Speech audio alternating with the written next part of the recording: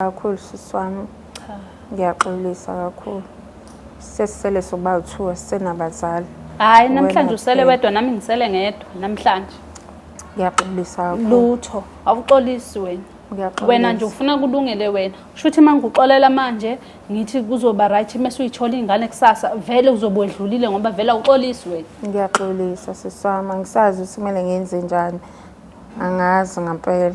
Awazi ukuthi uzokwenza njani Ntama. Awungibuyisele lezi ingane zami bese ngikuxolela. Ngizokuxolela ke lapho. Zizobuya sisi wami. Kanjani? Lezi seyiphumile uzoyibuyisa zonke. Bathe kudingakala ukuthi ngenze inhlambuluko. Base kuba khona okunye engikwenzayo. Hayi ngeke ngiphinde bhuti ngoba ngisifundile sami isifundo. Ngoba nakhona ukuya lapha ngiyena umuntu ohambayo lapha. But kwakuwumona nje wawungenile ngaleso sikhathi ngasifundi isifundo sami. Hayi angikuthembi. Ayisekho nje into engiyithembayo kuwe. Mina nawe sihlala phansi sikhulume ngayo yonke into. Ulokhu uthi nje thula mntakama kuzolunga, thula kuzolunga kanti uyazi ukuthi ayikho into ezolunga.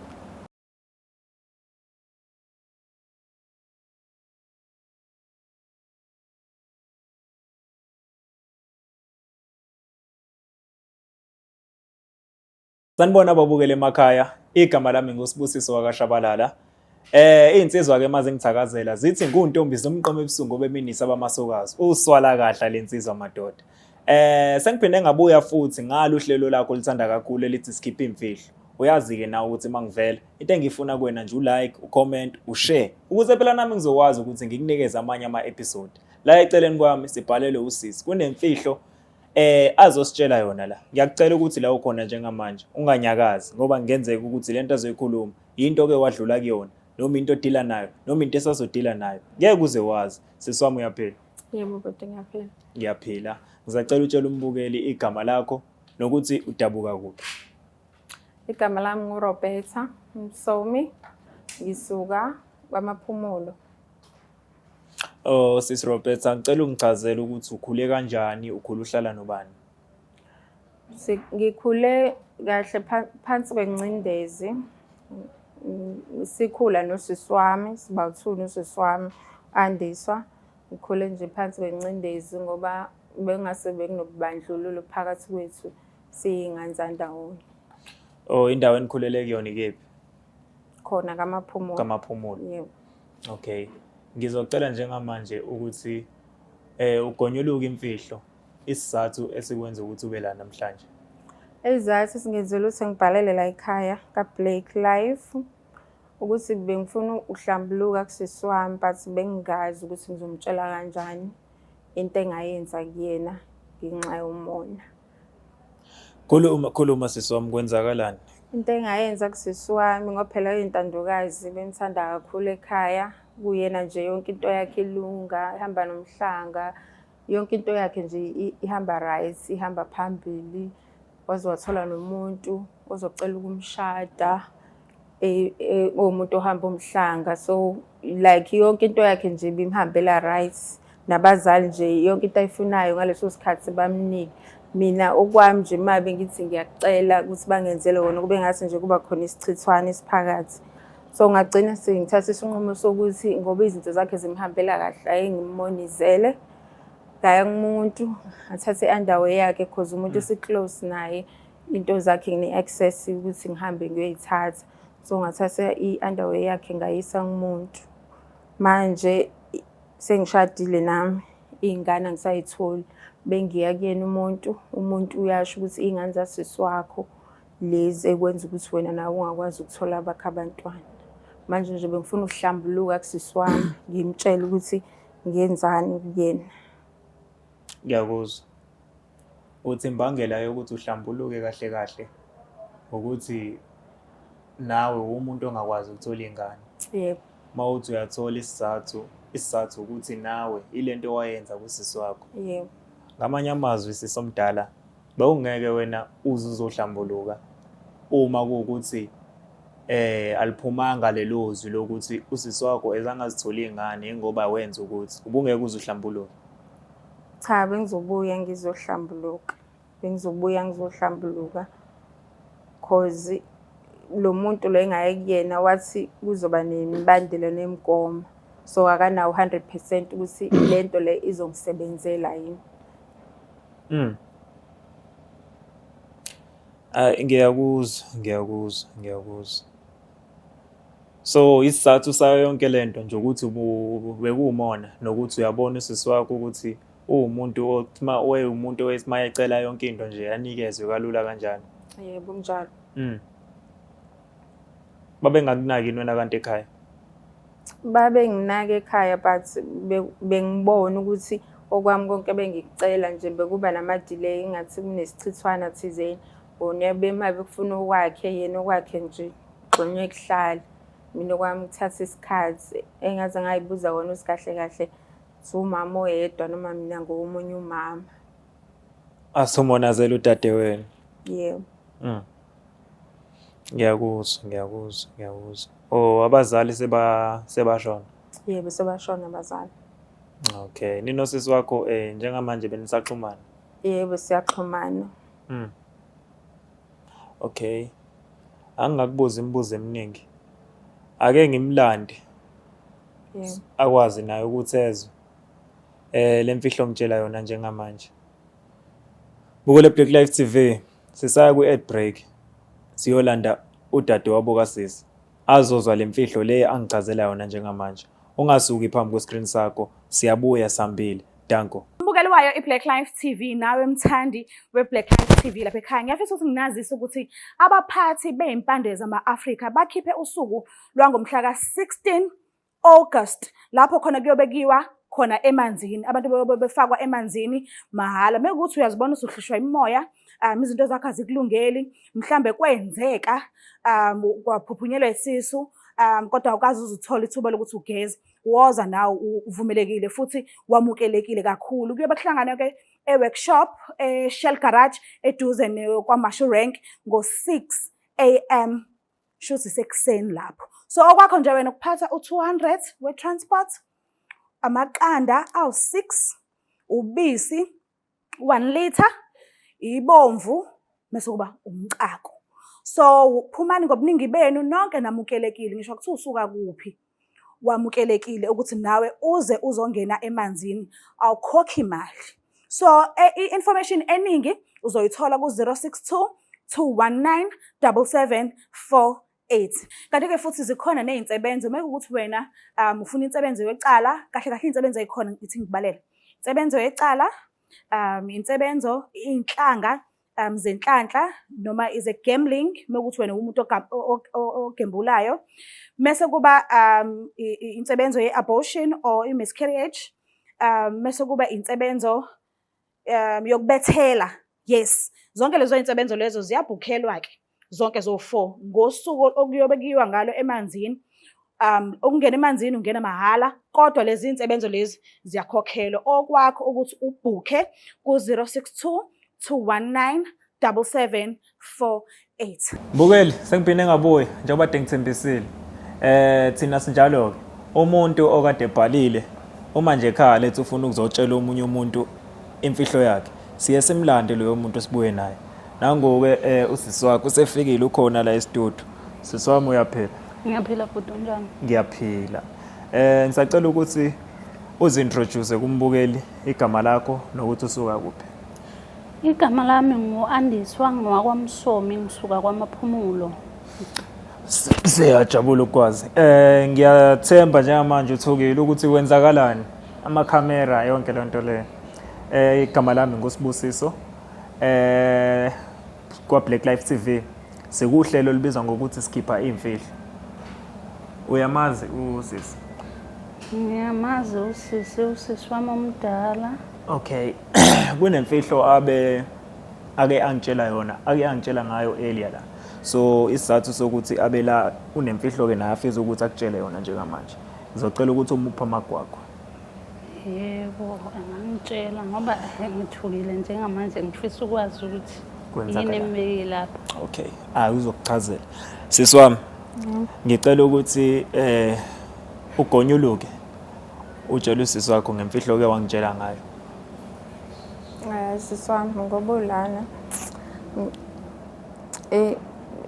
indaba engekho right nokuxolisa ukuthi into engayenza kuwe ngenxa yokudlela umona yidlela umona ukuthi zonke izinto zikuhambela kahle nasekhaya uyathandwa ngoba usemshadweni nje kubona konke lokho kufika uzongibikela ngakho kuyizenzo zami ukuthi ungakwazi ukuthi uthole abantwana izenzo zami ukuphakamisa nje ukuthi ngixolise angazi kwakuyisathana unjani wawungeni Mana sisi izenzo zakho uthi njani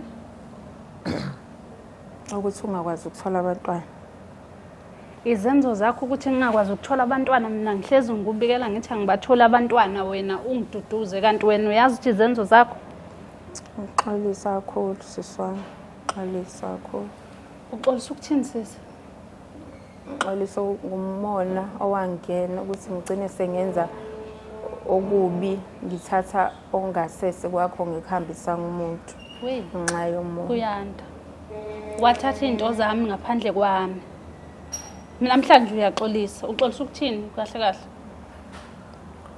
Ngiyaxolisa kakhulu sisi wami bengazona inhloso bekuwumona nje yini ekwenza uxolise manje sisi ngoba nami angikwazi ukuyithola ingane thiwa inxa yezenzo zami ingane zakho ziyakhala into engayenza kubo Mana lapho kungabisaqhubeka mntama izenzo zakho ikwenza ukuthi ungabathola abantu yikho uzela kahle kahle wena uxolisi kimi Ngiyaxolisa sisi wami ngixolisa kakhulu no lento isho ayihlangani wena uxolisa kimi ngoba nakho inkingi inawo ukuthi awubathola abantu ukuba ububathola abantwana ubuzoxolisa kimi bengizokwazi wena ukuthi wenza leyo nto kumina bengizoxolisa sisi wami ubuzobuxolisa ukuthini ngoba njengamanje wena uxolisiswa zinkingi ebhekene nawe hayi ukuthi uxolisa ngokuxolisa kimi Yakhumbula ukuthi ngike ngawubuza umbuzo kanjalo sisi wami yebo ngiyakhumbula kahle kahle awusitshele nje ukhululeke ubuzoxolisa nini vele vele ukhulume nje ukeqa amagula bengizoxolisa kuwe sisi wami ngoba umuntu engaye kuyena ngombono wathi lento engize ngayo akanayo 100% wayo ukuthi izoya phambili bengizoxolisa enkathi mina ngikhala ngiza kuwe ngikutshela ukuthi mina abantwana ngibatholi angithi wayibona ukuthi leyo nto u100% sure wangaxolisa ngani sonke lesi sikhathi uxolisa ngoba inkinga sezikuwe Ngiyaxolisa kakhulu sisi wami mawukhala uza kuyena uthini yena phephisa mntakama kuzolunga uthini yena ngalesikhathi umtshela ngalezo sikhathi umtshela inkinga yakho wayethi nje phephisa mntakama ungakhali kuzolunga namhlanje nje obelapha nje ngitshela lento angitshela wona ngiyathuka mina ngazi ukuthi nje kuzolunga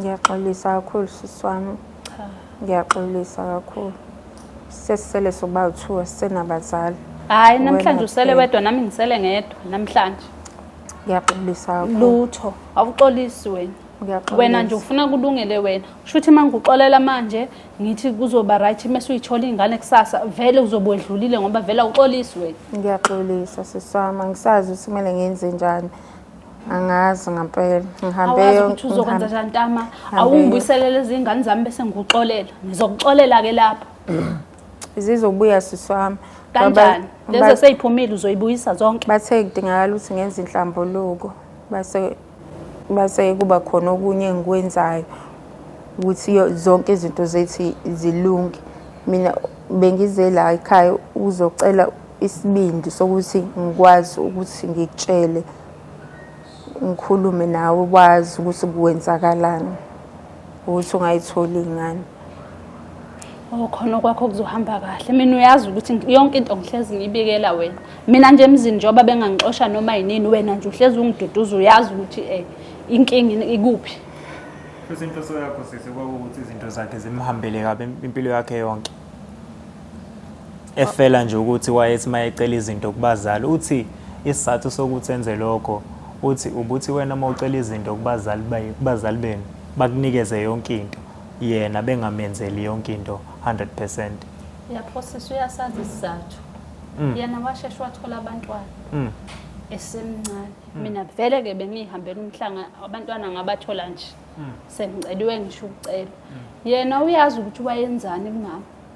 Yikho umama wayengamenzeli izinto. Yena washeshe watholela abantu umntwana, vele ke wayesenomntwana umama wayengekaza lokhu nje.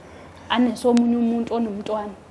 So uthe mase esenze lokho akwenze kuwena okukubophela. Akasakwazi manje ukuthola abanye futhi abantwana. Iyona ke manje into esiyenza ukuthi azogonyuluka la. Ushuthi Shuthi kahle kahle. vele ufuna kulunga okwakhe. Nami lento ebengizama ukuyithola kuyena. Kodwa ke manje uyasho uthi bekunemigomo nemibandela la kade la ekhona. Ngiyakuzwa bhuti kodwa nje hayi Sesami unayo indlela yokulungisa yonke lento le.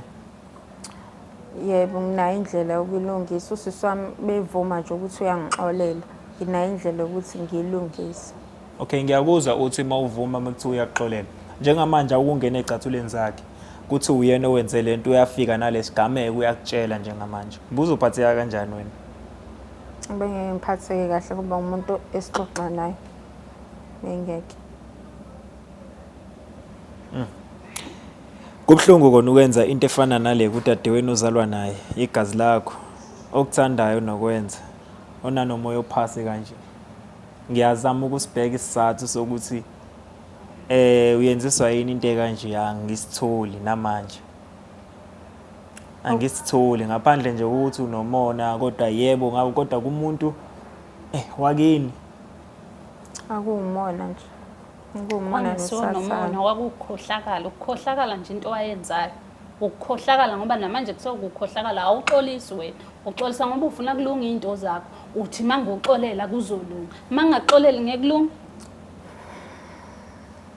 Usisi wami. so wena ucela uxolo kahle kahle ngoba ufuna kulunge zakho. Cha. Akunjalo bhuti, ngicela uxolo nje usisi wami ukuthi angixolele. Ukwazi ukuthola ingane nawe. Yebo. Cha ngithi lokho esichaza njengamanje ukuthi wena uxolo ulicela ngoba nakho ufuna kulunga into zakho.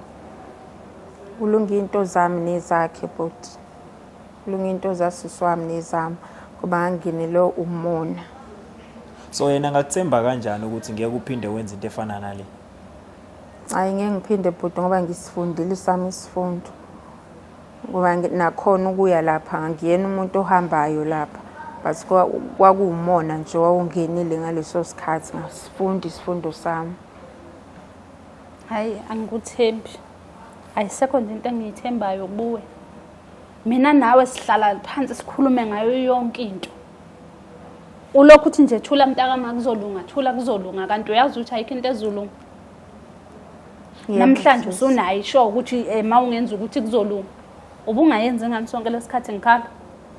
Yaxolisa kakhulu sisi wami. Mangabe kuthiwa nje kusasa ngixoshiwe emzini wena usawulungisa lezo zinto zakho izosiza ngani sawungisiza mina. Ya uright sisi wami uthi ungibuze kanjalo but ngiyaxolisa kusuke ekujuleni wenhliziyo yami. Angiyena umuntu ohamba abantu but kwaba isimo nje sangifica ngasifundi isifundo sami. Ngiyaxolisa kakhulu. Yazi kuzoba nzima kungisho kwabasemzini kasizwe ukuthi bakuthembe emva kwalento oyenzile. Kusazoba nzima nje ukuthi abantu abaningi bakuthembe emva kwalento oyenzile. Mangibuza la amalungiselelo alezi zinto othi ale mess othi uzoyilungisa ubuso waqalile noma bekuyinto esasemqondweni wakho. Bese ngiwaqalile that's why ngifikile la ekhaya but ukuzochaza isimo ngisize ngikwazi ukukhuluma nosisi wami. Bese ngiwaqalile amalungiselelo but bengifuna usisi wami ukuthi angixolele ukuze akwazi ukuze angamthathi ngiyomisa endaweni angazi ukuthi uyisolani lapho. Athi nawe akamazwe sisi emva kokwazi manje ukuthi njoba kade ungakwazi ukuthola ingane bekuyisiphi isizathu. Angazi ngiphelelwa amazwi ibhuti uthi ngingathini. Angazi noma ngivume kwakhona ngoba ukumxolela ngeke ngimxolele. Angeke ngimxolele mhlambe ekuhambeni kwesikhathi ngingamxolela. Angimthembi nje kwakhona lokho athi uzokwenza. Mawukuthi uhamba nami ungiyisa lapha ngiyisa khona uyongenza okunye ngaphezulu. Ngizokwazi ngani? Hayi. Siswami lokho uthi uzokwenza. Ngiyacela ukuthi ukwenze ulungise le nkinga uzomlungisela ngoba awuzomosha impilo yakhe kuphela, uzomosha impilo eziningi, impilo yakhe nomnyeni wakhe, kahle kahle uzombhidlizela umndeni azama ukwakha ngale nto yenzayo. Yebo bhuti, ngiyakuzwa. Ngizoqhubeka namalungiselelo. Bilokho nje bengifuna akwazi abe aware ukuthi ngimusapho, angabe eseyindaweni engazi ukuthi uhanjiselwani khona. Izinto zethu zoba uthuyilungi. Hayi, ngiyakwesaba ukukhohlakala kwakho. Ngiyaxolisa. Hayi, ngiyakwesaba. Ngiyaxolisa sisi wami. Bengayona inhloso, bekuwumoya. Ngiyaxolisa. Mhlambe namanje seyiwo loyo mona ngoba anginayo isho ukuthi uyaxolisa ngoba kubheda kuwe noma uxolisa ngoba uxolisa. Uyabona nje kuhlangene okwakho, kuhlangene. Kuningi. Ngiyaxolisa sisi, kakhulu ngiyaxolisa. Ngiyazi bekumuntu okugcina obongamcabanga ukuthi ngenza into efana naleyo. Ngiyaxolisa kakhulu. Hayi. Angazi ngithini mina kuwe, angazi. Ngaphambi ukuthi mhlambe ke siye lapho oyomlokhuza khona.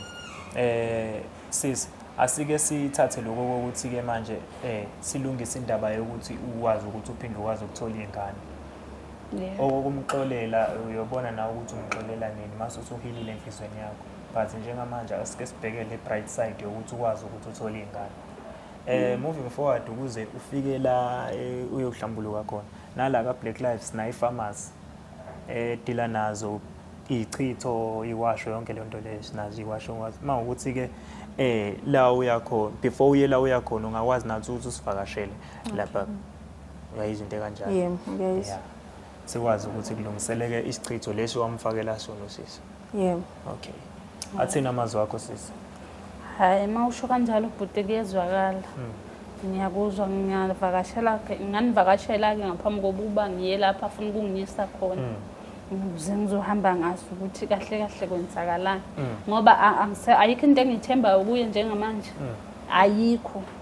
Lo muntu bengikhala kuye zonke izinsuku angiduduza athi kuzoba kulunga, kuzolunga. Kanti yena wazi likhulu. Hayi. Yeke.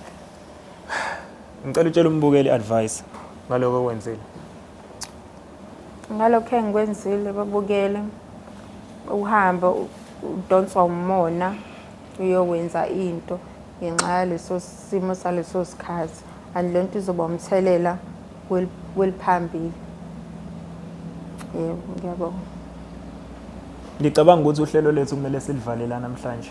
I-solution ukuthi ke ulungise lokho okwenzile. Yebo. Siyabonga kakhulu sisi. Yebo. Kubuhlungu kona ukuthi ukugwinya noma kubaba, kodwa mayikhona indlela yokuphila kuona konke lokho, i-solution. Sibonga nje lokho. Yebo. Mbukele Black Life. Siyabonga kakhulu ngesineke sakho. Ungakhohlwa ukulike, ucomment, ushare. Nawe usho olakho ufo mayelana nale mfihle besikhuluma ngawo namhlanje. Siyabonga kakhulu. Danko.